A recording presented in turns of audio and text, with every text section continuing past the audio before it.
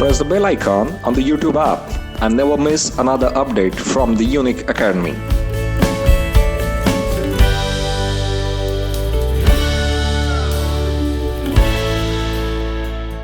धन्यवाद. यानंतर आलोक सिंग यांना मी मनोगतासाठी मंचावरती आमंत्रित करतो.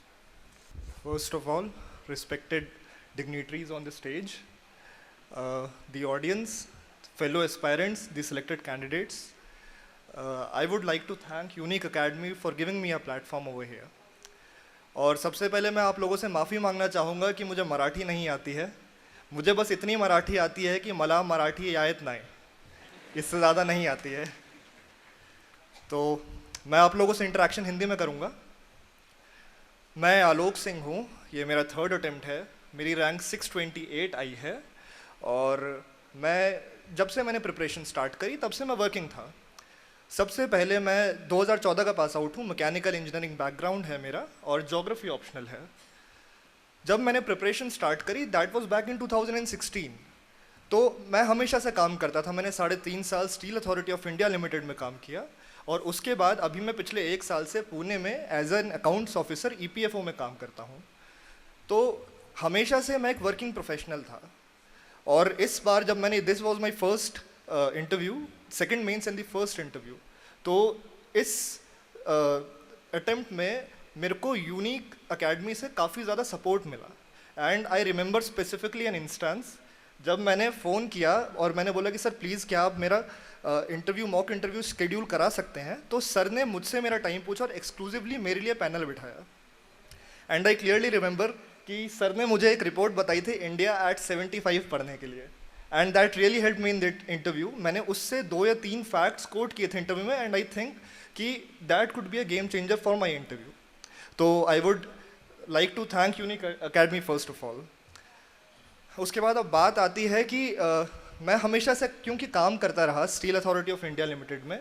काफ़ी लोगों ने पूछा कि वाई IAS, आप क्यों बनना चाहते हैं IAS? आप मैकेनिकल इंजीनियर हैं, आपको कोर प्रोफाइल में काम मिला है, आपने इतनी यंग एज में ज्वाइन किया है, आप चेयरमैन बन सकते हैं कंपनी के, तो क्यों IAS क्यों बनना है आपको?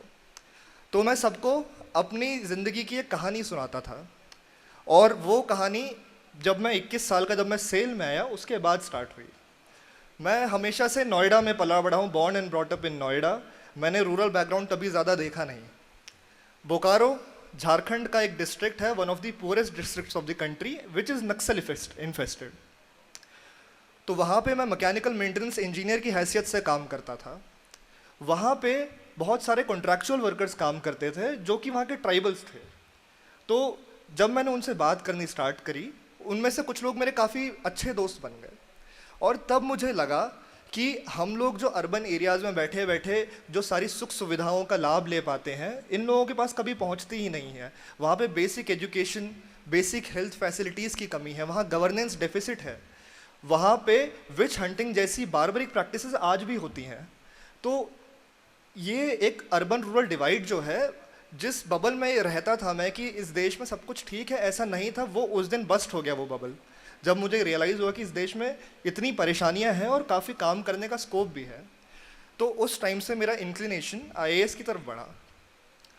तो जैसे मेरे फेलो सेलेक्टेड कैंडिडेट्स ने काफ़ी कुछ बता दिया है कि कैसे आपको प्रिपरेशन करनी है, किस तरीके से आपको पढ़ना है, क्या सोर्सेज हैं, या फिर बहुत सारी चीज़ें बताई हैं सब लोगों ने. तो मैं कुछ उसमें एडिशंस करना चाहूँगा. जैसे कि कोई अगर मुझसे पूछता है कि 2 क्या चीज़ें ऐसी हैं जो कि अगर कोई कैंडिडेट है, अगर उसको IAS बनना है, तो 2 क्या चीज़ें हैं जो आप किसी को एडवाइस करना चाहेंगे? पहला है परजर्वेंस, दूसरा है सेल्फ मोटिवेशन या इनर मोटिवेशन. अब जो परजर्वेंस होता है, लॉन्गेविटी होता है, आपकी पढ़ाई लगातार करना 3 साल 4 साल 5 साल, that takes a lot of efforts, energy and resources. तो उसके लिए आपको लगातार पढ़ने के लिए कुछ इनर मोटिवेशन चाहिए.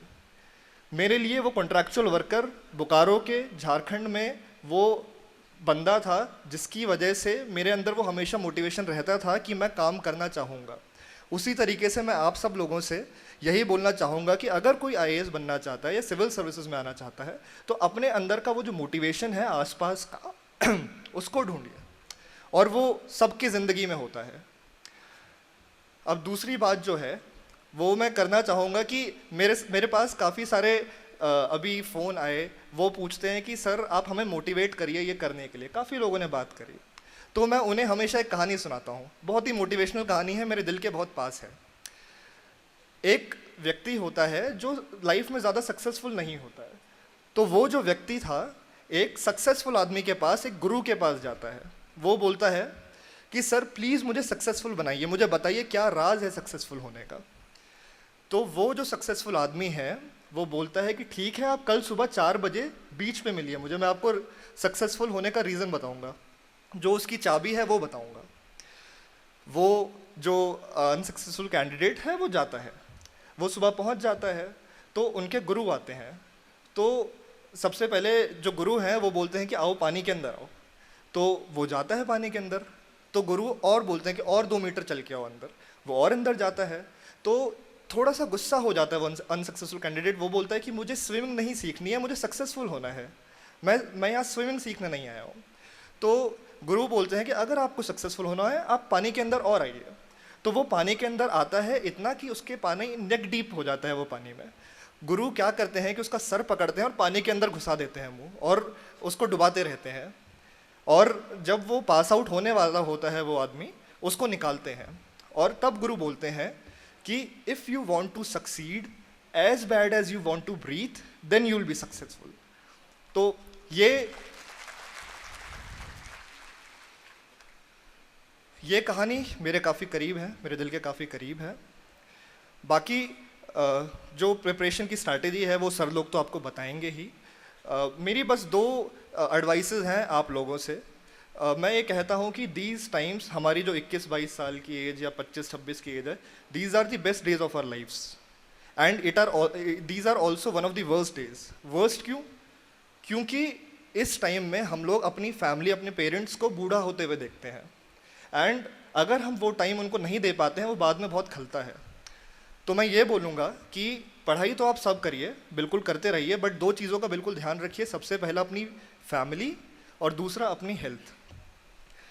तो ये दोनों चीज़ें सबसे इम्पॉर्टेंट होनी चाहिए हमारी लाइफ में। एंड आई होप कि जो यूपीएससी ने मेरे ऊपर इतनी बड़ी रिस्पॉन्सिबिलिटी डाली है, मैं ट्राई करूँगा उसको पूरे तरीके से निभाने की, पूरा जस्टिस करने की। और मैं अपनी बात को कंक्लूड करना चाहूँगा एक बहुत ही प्यारे कोट से, जो कि बहुत ही मोटिवेशनल रहा है, जो कि मार्टिन लूथर किंग जूनियर ने बोला है।